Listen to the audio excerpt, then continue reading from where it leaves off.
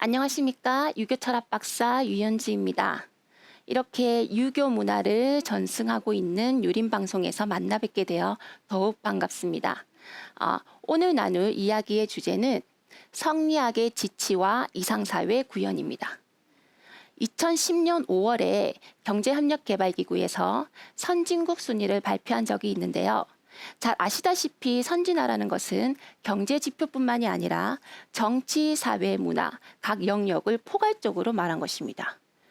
당시에 이 대한민국 선진화 순위는 OECD 가입 30개 국가 중 24위로 앞으로 대한민국이 선진화가 되려면 13년이 넘게 걸릴 것이다 라고 예단했었습니다. 자, 그렇다면 올해 2023년이 그들이 말한 대한민국이 선진화 반열에 올라서는 해인데요. 우리는 그보다 앞서서 2021년 그 선진국 대열에 합류했습니다. 자, 바로 유엔무역개발회의에서요. 우리나라를 개발도상국 그룹에서 선진국 그룹으로 지위를 변경했다고 발표한 것인데요. 이 유엔무역개발회는 총 194개의 회원국으로 이루어져 있는데 이 나라들을 4개의 그룹으로 나누어서 분류하고 있습니다. 보시면 A그룹 아시아, 아프리카, B그룹 선진국, 서유럽 국가, C그룹 중남미권 국가, D그룹 러시아, 동유럽 국가입니다. 자, 우리가 여기서 A그룹에서 B그룹으로 지위가 변경됐다는 거죠. 자, 이것이 주목할 만한 점이 무엇이냐면 이처럼 지위가 변경된 일은 1964년 이 유엔무역개발회가 설립된 이래 처음 있는 일이라는 거죠. 그래서 이전에 몇몇 국가들에도 이 지위를 변경하는 지위 변경 신청서를 내기는 했지만 그때마다 다양한 이유로 무산되었다고 합니다. 그런데 대한민국이 이 57년 만에 그 일을 해낸 것이죠. 그리고 또한 이 회의가 당시 스위스 제네바 본부에서 열렸는데요. 제68차 유엔무역개발회 이사회에서 컨센서스, 즉 만장일치로 안건이 통과됐다는 겁니다.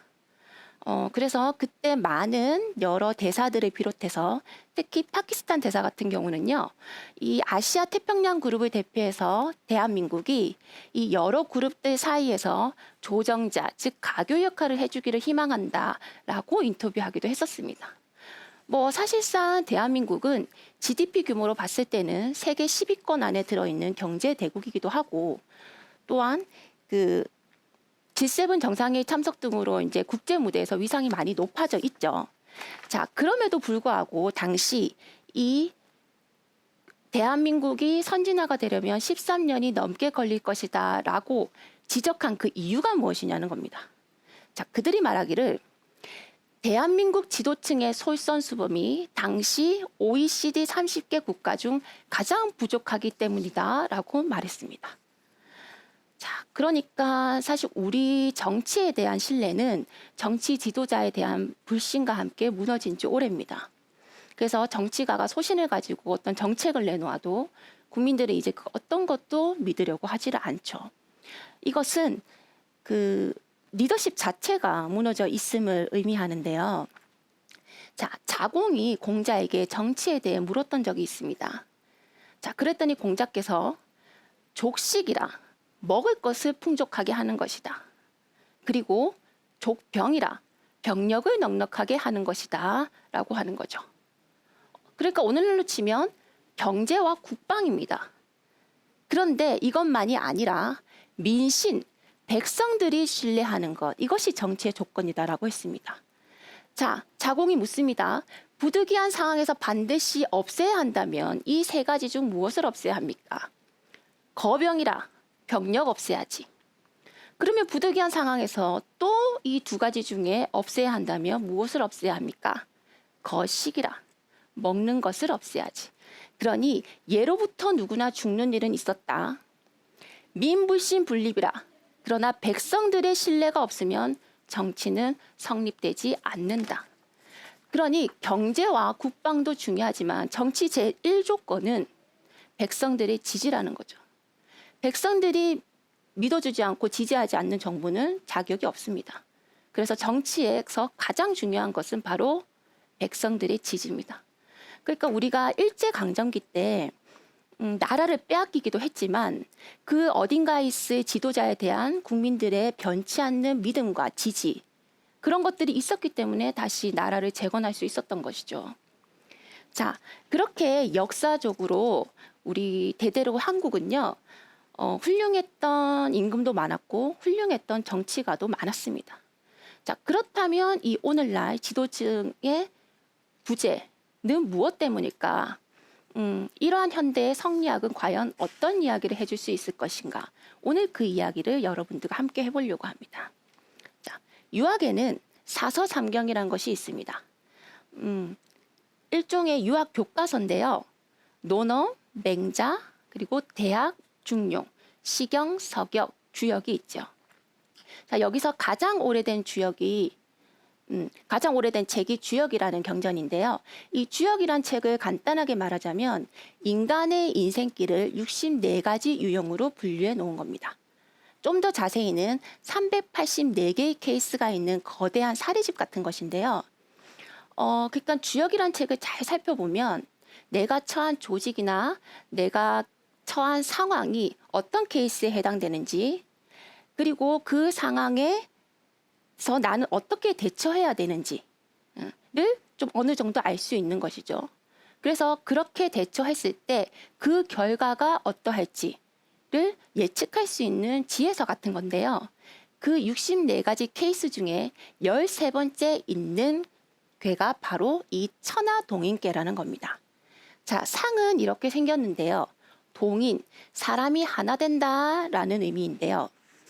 자, 이 천하동인괴의 내용을 간단히 말하자면 최고의 임금과 최고의 신하가 만났으니 천재이루의 기회다. 즉 천년에 한 번 올까 말까한 기회니 이 이상 없다. 그러면 이러한 때에 우리는 무엇을 해야겠는가? 이상향을 건설하자. 이것이 천하동인괴의 핵심입니다.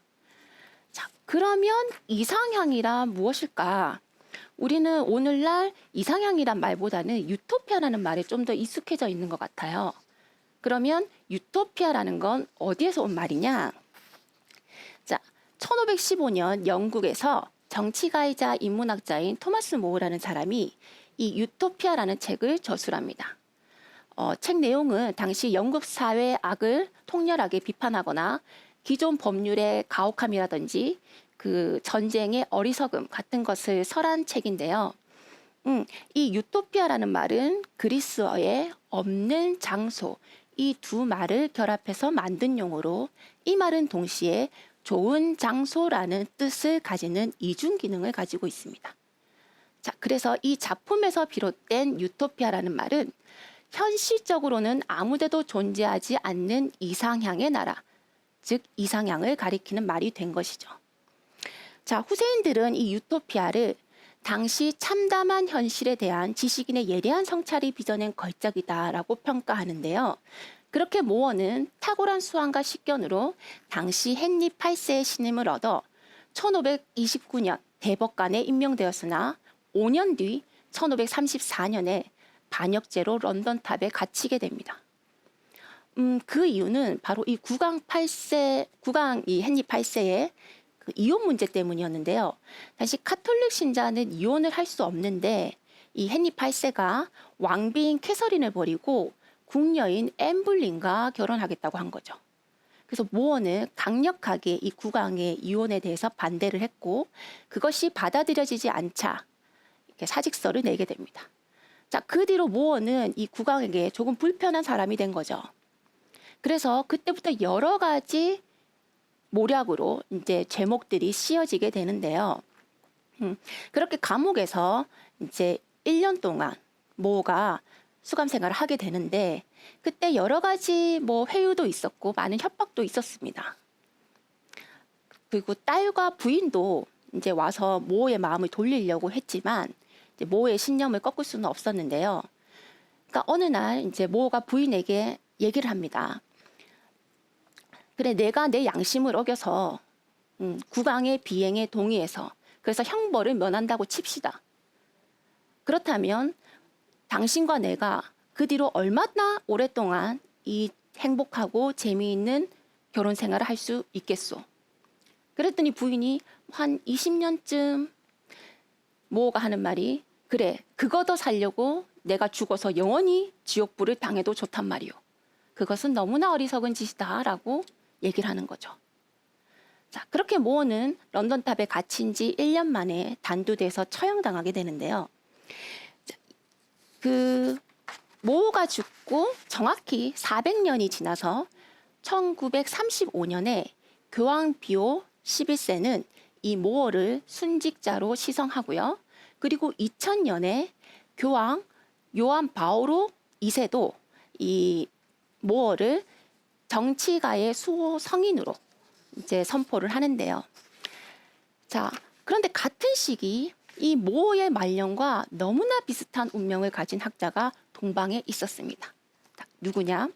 바로 이 이상향의 나라를 작품 속의 가상세계가 아닌 현실 세계에서 구현하고자 하는 인물이 있었으니 바로 한국 사상사에서 대표적인 도학자 정암 조광조 선생입니다. 이 조광조의 본가는 한양이고 자는 효직이고 스스로 호를 지어 정암이라고 하였는데요. 이 현재 서울시 종로구 경운동 18번지죠. 그 낙원상가라는 유명한 건물이 있어요.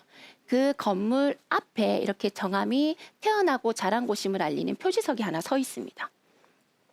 그러니까 경복궁과는 거의 뭐 10여 분 거리 정도니까 임금이 머물렀던 곳과 아주 가까운 곳에서 나고 자랐다고 할 수 있는데요. 자, 태계 이황이 쓴 행장에 따르면 정암은 나면서부터 특히 아름다운 자질이 있었고 또 어려서 놀 적에는 이미 성인의 풍도가 있었다라고 표현하고 있는데요. 율곡이도 경연일기에서 정암의 자태에 대해서 설명하기를 우리나라 유연 중에서 자질이 아름답기로는 조광조만한 이가 없다. 정신은 흰 달빛처럼 맑고 행동 거지는 움직이기만 하면 옛 법도에 맞았다라고 표현하고 있습니다. 그 한국 철학계의 태두이신 도원 유승국 선생님께서도 이 한국 도학자들의 특장을 한마디 말씀으로 정리하신 적이 있는데요. 정고, 태심, 율정, 우대라 하셨습니다. 정암은 높고 태계는 깊고 율곡은 바르고 우암은 크다라는 의미인데 자, 정고. 오늘 이 정암을 높다라고 평하신 그 까닭을 이제 좀 알아볼 수 있을 것 같습니다. 자, 정암이란 인물을 한마디로 설명하자면 성리학 이념을 바탕으로 도덕 정치가 구현되는 이상사회를 실현하고자 노력한 인물인데요. 그래서 당시 많은 성리학자들에게 존경을 받았고 사후에는 태계 선생이 행장을 그 율곡 선생이 묘지명을 쓰시기도 하는데요. 이 율곡 선생이 도학의 연원에 대해서 말하기를 고려 말로부터 시작했으나 권근의 입학도는 좀 맞지 않는 듯하고 정포원을 리학의 조라고 부르지만 내가 보기에는 사직을 안정케 하려는 신하이지 진정한 유자는 아니다. 도학은 조정함으로부터 비로소 일어난 것이라고 설명하시고 있습니다. 이 도학이라는 용어는요. 한국에서 송대의 주자학이 수용된 이후에 자주 쓰인 용어입니다. 유학은 본래 인간학으로서 인간 자신과 현실 문제에 깊은 관심을 가지고 있는데 도학은 그러한 선진 유학의 철학적 연원과 인식에 기반하여 송대에 체계화된 새로운 유학인 것이죠. 그래서 우리는 그것을 신유화학이라고도 부릅니다. 그리고 그 내용은 성과 리에 관한 것을 담고 있기 때문에 성리학이라고도 하죠. 그래서 도학은 인간과 인도를 중심으로 하는 윤리 사상으로 모든 인간은 이 도를 회복함으로써 인간의 목적을 달성할 수 있다고 보았습니다. 그러나 육아의 도가 이 일상생활 속에서 밟고 따라간다고 하여 인간의 도, 즉 윤리적 차원에만 머무르는 것이 아니라 궁극적으로는 형이상학적 존재 원리인 천도와도 맞닿아 있는 것이죠. 이러한 의미를 가장 잘 설명하고 있는 문장이 바로 중용 첫 장 첫 구절에 나오는데요. 천명지위성, 솔성지위도, 수도지위교라는 문장입니다. 자, 천명지위성, 하늘이 명하는 걸 성이라고 한다라는 겁니다. 자, 성은 본성인데요. 본성이란 건 마음이죠. 그것은 천명, 하늘이 명한 것이기 때문에 하늘의 마음인데 그 하늘의 마음이 다른 데 있는 것이 아니라 바로 내 마음 속에 있다는 거죠. 자, 그래서 이 유학에서는 이 하늘, 즉 천의 의미를 정확히 아는 것이 중요한데 중용에서는 다음과 같이 말하고 있습니다. 상천지제여 무성무치니 지위로다. 하늘의 작용은 무성무치다. 소리도 없고 냄새도 없다. 그러니까 하늘이라는 건 어떤 형체나 형태가 있는 것이 아니기 때문에 눈으로 볼 수도 없고 손으로 만질 수도 없죠. 그런데 그 작용이 지극하다는 거예요. 왜 이렇게 말을 하느냐?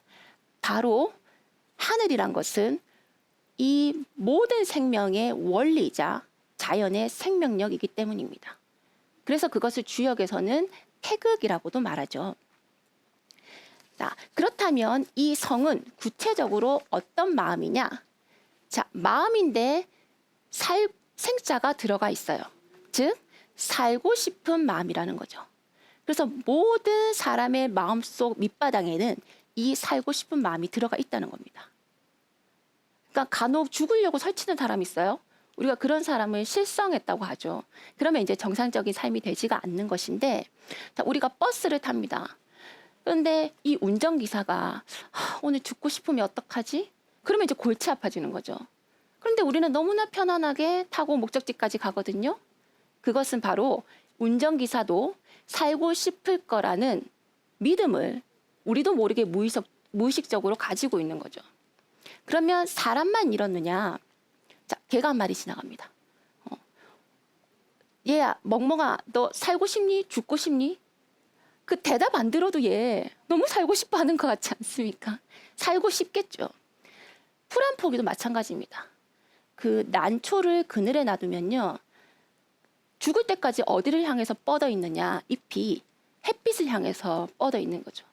그러니까 모든 살아있는 생명체에는 이 살고 싶은 마음, 성이 들어가 있는 겁니다. 천명, 그러니까 그럼 이것을 왜 하늘이 명하는 것이라고 하느냐? 숨을 쉬는데 이게 내가 숨을 쉬는 건가요? 어떤 건가요? 그러니까 내 코로 내 입으로 숨을 쉬니까 당연히 내가 쉬는 것 같은데 정말로 내가 쉬는 거라면 안 쉬고도 살 수 있어야 되죠. 그러니까 오늘 숨쉬기 귀찮은데 한 100번만 쉬고 말자. 그게 안 됩니다. 왜냐하면 이 몸도 자연이기 때문에. 그래서 나도 모르게 의식하지 않고 저절로 그렇게 하늘의 뜻에 따르고 있는 거죠.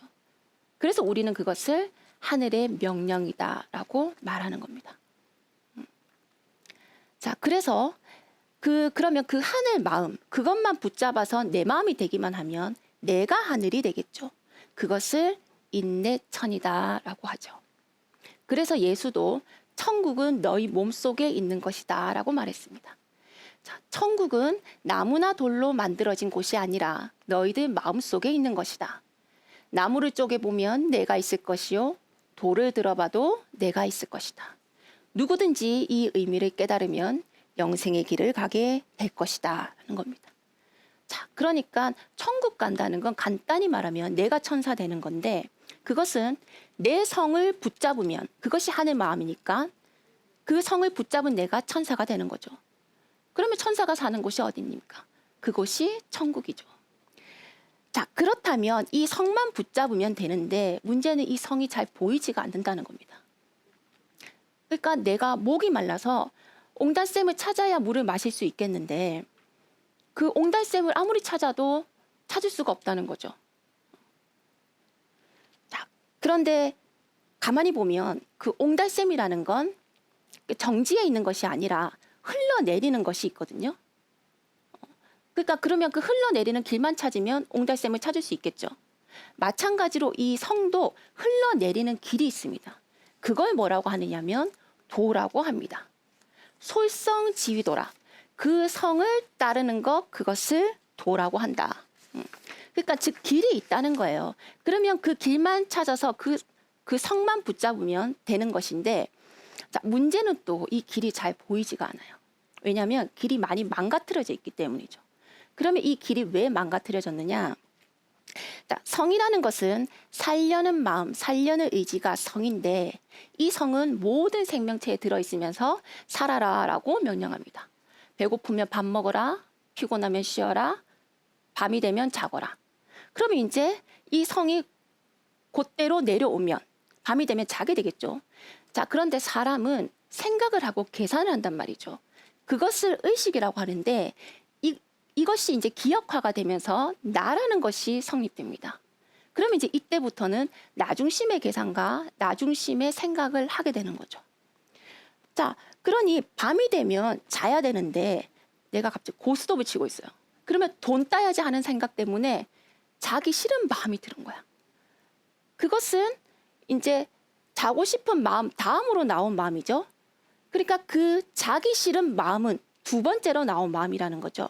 그래서 버금아와 마음심이 합쳐져서 이것이 악이 된 겁니다. 그러니까 악은 그 하늘이 자라고 할 때 안 자는 거, 그게 악이에요. 그러니까 살인하고 뭐 사람을 죽이거나 사기치거나 그런 것만이 악이 아니라 내 본성을 왜곡시키는 것, 그것이 악이라는 거죠. 그래서 본성을 어기면 인간이 만든 법에는 걸리지 않지만 하늘에게서 벌 받는데 그걸 우리가 천벌이라고 합니다. 그래서 이렇게 욕심, 악이 형성되면서 길이 망가진 겁니다. 자, 그래서 우리는 이 욕심을 가지고 살아보다 보니까 천국에서 멀어졌습니다. 그래서 그 천사의 마음에서 이 욕심의 마음으로 바뀌었죠.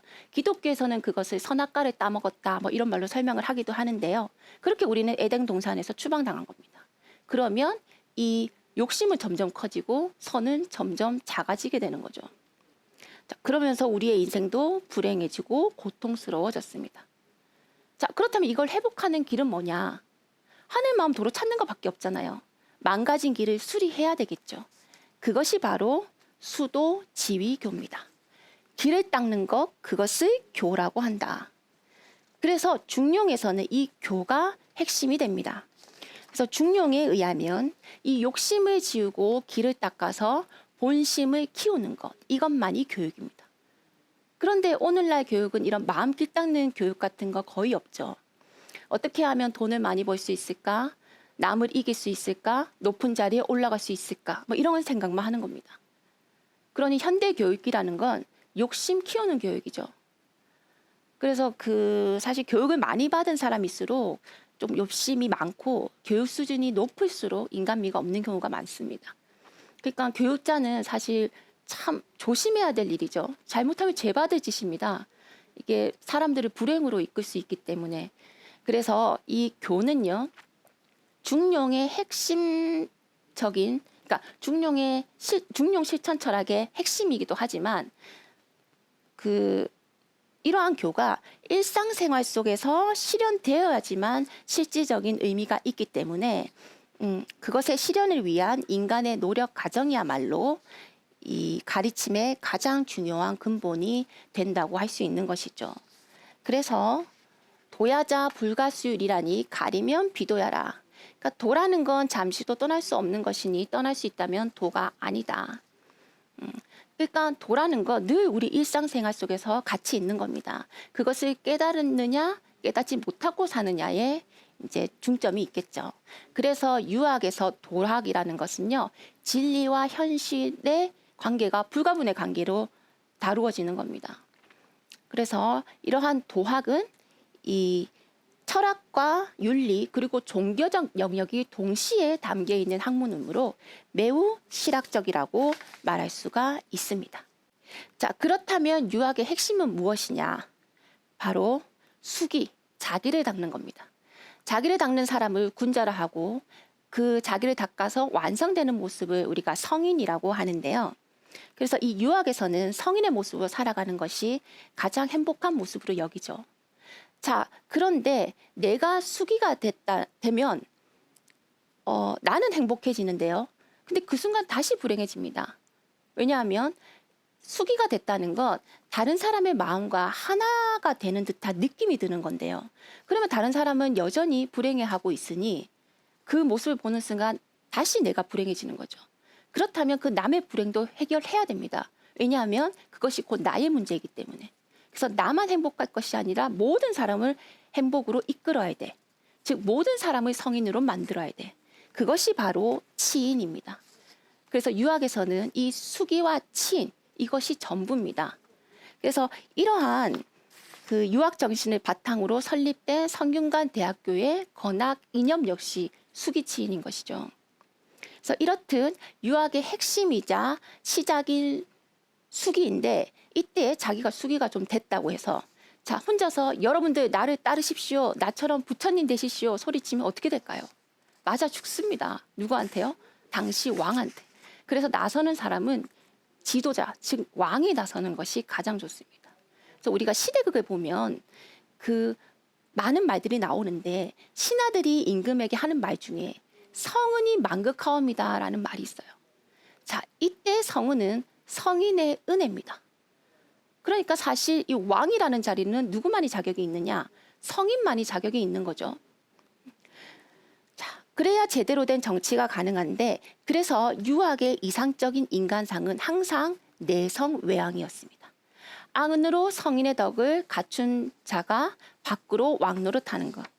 자, 이렇게 성인이 왕이 되어 세상을 이상사회로 만드는 것이 왕도 정치고 즉 왕도 정치라는 건 덕이 있는 치자가 도로서 다스리는 것을 말합니다. 자, 이렇게 다음 시간에는요. 그렇다면 이 왕도 정치를 실행하기 위해서 이 임금은 임금으로서 어떤 자격을 갖춰야 하고 신하는 신하로서 어떤 자세로 임해야 하는지를 한번 살펴보도록 하겠습니다. 감사합니다.